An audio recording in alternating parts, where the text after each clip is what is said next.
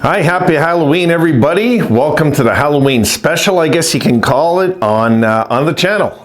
Rome Hockey is gonna throw out a Halloween video tonight, guys. I didn't get to do it last year. I'm doing it this year. It is an annual thing I like to do, and I wanna make sure this time around I get it done. So, I'm gonna have a little fun with this, a little fun with you guys also. And we'll try to stay in the Halloween spirit with this video as much as we can, because it might be a little painful. I'm gonna do 10 moments, 10 defining moments in Buffalo Sabres history, why we're at where we're at, what happened, the memories I have of it, and so on as we go forward. And hopefully, guys, we know, break the drought this year, get into the playoffs, and hopefully even make a run. You know, just something happen for our franchise, our beloved team here, guys. So, what I'm going to discuss here is I'm going to start where I believe the drought began, and I'll work my way up. There's going to be 10 key moments. We'll talk about them, have a little fun, hopefully, because it's going to be painful to relive some of it. But hey, I'm kind of doing it in the Halloween spirit as a semi-comedy, because I hope we just look back at it one year, guys, and we can laugh at it, really. Till then, let's get on it here, guys. All right, I believe that the drought began July the 1st, 2007. And in July 1st, 2007, what happened? Here we go.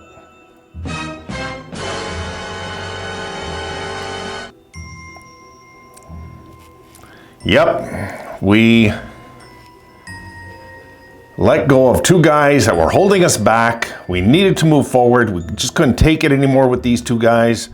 Drury and Briere were holding us back, and we had to do something, right?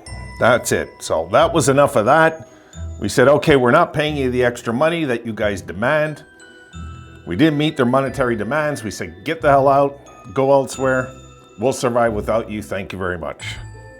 So that, for me, guys, is the first defining moment of the current era. This is the first of 10. But where there's a will, there's a way, folks, okay? Where there's a will, there's a way. We had to atone for that mistake. We figured out a few years later, okay, we're not the same team anymore. We're not going to the conference finals anymore. We're actually not winning any playoff series anymore. We're still a playoff team, still hanging on, but we need to go get another superstar in this team. Here we go. Ville Leino, folks. That's right, Ville Leino. We went and signed Ville Leino, I believe it was, to a 6-year deal or 5-year. I can't even. What a nightmare. What a nightmare of a contract, eh? That was a nightmare of a contract. I believe he scored 10 goals in 3 years in Buffalo. It was awful. That might be the single worst free agent signing of our entire history. Like the results we got back for the money we paid out at the time. That was just awful. So Ville Leino did not replace Danny Briere or Chris Drury. We'll leave that on the record as that. Now, we move forward, folks, to the glorious day of February 22nd, 2011. Here we go.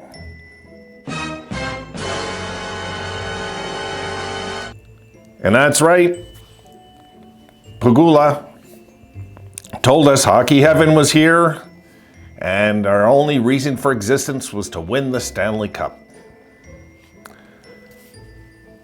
Hasn't happened. It just happened, man. Maybe we've come close and we don't know about it, but it hasn't happened.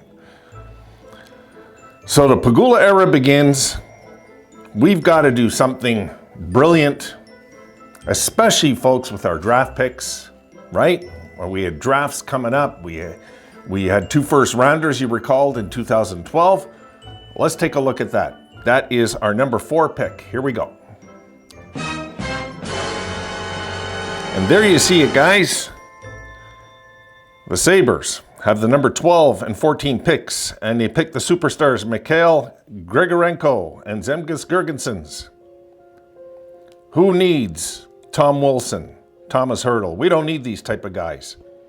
And of course, at number 19, Andrei Vasilevsky. Only idiots draft goalies in the first round, right? Come on. We knew what we were doing. We went in there and we took out the two best guys in that first round. Who needs Vasilevsky? You don't need a goalie like that. Nobody does. Overrated. All right, so we move forward, folks. And now what we need now with all these great draft picks and this great owner and everything that's all clicking all at once, and the big signing of course, of Leino, and we need, of course, Leino had to go by this point, but we need somebody still with vision. Somebody with vision that can take this team right to the top and super fast. He just has to have a plan. Here it is, January 9th, 2014. Here we go. That's right, folks, Tim Murray. And Tim Murray brought in the vision of the tank. And tank it was, which we did for a few years, which created, unfortunately, a losing culture in Buffalo that we have yet to get out of. A lot of teams, a tank might work. We're just not that lucky of a franchise, so we better never try that again. So down the road we go. We got to get somebody else with a vision, a clear-cut vision, knows what he's doing. Get this team on track once and for all, bring in the right coach, everything. We need to do all these things again. But now, we're talking, it's been about 5 years now. Things are not cooking in Buffalo, really a little longer if you could take into consideration no playoff success at this point. We're not yet at the 10-year point we were like with the 92 to the 1983 to the 1992 Sabres, But we look like we just might do that if we don't get winning. But we're in the tank years now. It's forgivable. We know what we're doing. We're going to get Connor McDavid. Doesn't pan out. So now we got to bring in the next guy. The one with the real vision, the one with the true vision, May the 11th, 2017. And the genius, Jason Botterill. That's right. We brought him in. I still don't know why. I don't know why we brought this guy in. Anyway, moving along. I mean, my goodness. You see the succession of stupidity, right? You guys are catching it. It gets better, okay? For those of you that don't know yet, it gets better, folks. It really does. So we are up to number 5, 6, 7. This is number 7 on the list. Maybe the biggest doozy of them all, May the 15th, 2019. This is just a little over the 2-year anniversary as Botterill being our general manager. And he says this time he's going to get his man only, a friend of his in personal life. And here's the man he went and got. The one and only, the legendary Ralph Krueger. Perhaps the worst coach in Buffalo Sabres history. There he is, folks, in all his glory. Don't blame me. This is facts. I'm spewing facts to you guys. I'm not trying to do anything but give you some history lessons there for you younger folks that are 15, 16. Pay attention. It's important. Because now we're jumping to June the 16th, 2020. So that decade was a write-off, right? We're going into another decade now. And here again, once again, June 16, 2020. And here we go. Everybody's favorite, beloved Kevin Adams. Yes, I know many of you don't like him. I am not on the hate wagon as much as some of you, but I do understand he has sold out his welcome. So far. Especially if the Sabres start to go spiraling this year, folks, and he does nothing to get somebody in here. Like, I'm talking overpay and get somebody in. Do not wait this year. Not this year. We're out of time. I don't think he understands that yet. Or maybe Pegula doesn't. But Kevin Adams still our current general manager. We'll see what happens. And the next one, folks, June 29th, 2021, after a few months as interim head coach, and the first Sabres era of no-hit hockey was upon us. Here we go. Don No-Hit Granado. There he is, folks. In all his glory, probably telling somebody to come to the bench, why did you throw a check there when you could have made a pass instead? I thought Granado had decent vision as a coach. I did. But he was the worst coach in NHL history when it comes to physical play. Simple as that, folks. I wasn't imagining it. I bitched about it for years. He just wouldn't fix it. And by the time he tried to fix it, it was too late at this point. And that was our number 9 on the list. Let's go to number 10. Number 10, April the 22nd, 2024, brings us very recent. Here it is. And yes, of course, Lindy. Lindy, our man, once again. So, this, folks, is hopefully the coach that will get us back to the playoffs, the one that got us last to the playoffs.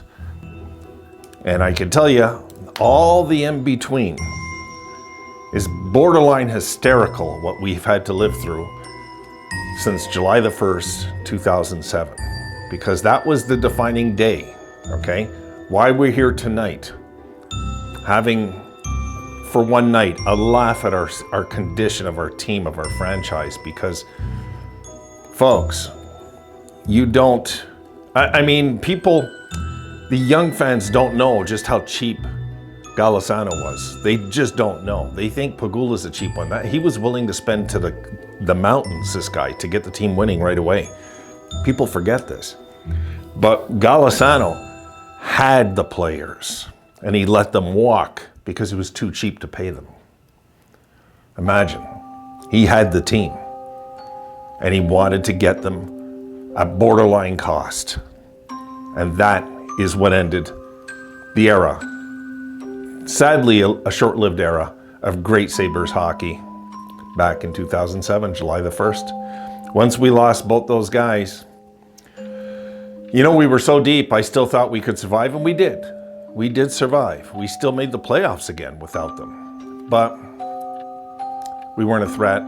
We went into the playoffs, I remember, with Tyler Myers, and we all had our hopes up about Tyler Myers. You might recall, Rookie of the Year and all this, right? And I remember in that Boston series, he was nowhere to be seen.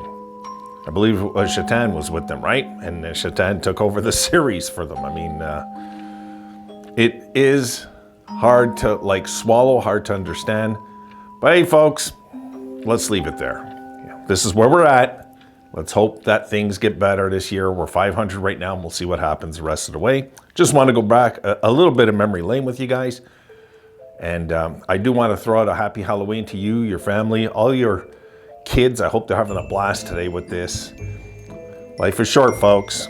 Remember when we were kids? It just seemed like yesterday, right? And that was decades ago for some of us. And it just is important that the kids steal this day from us, and it's their day, you know? So that's where I stand. I'm going to leave it there, guys. You have a good night, a great Halloween. Don't want to take up any more of your time. Hope you had fun going down a bit of memory lane here. But these are 10 defining dates. None stand out to me. Like July 1st, 2007, when we let the heartbeats of our hockey team walk. And we've never recovered since. I'll see you folks soon.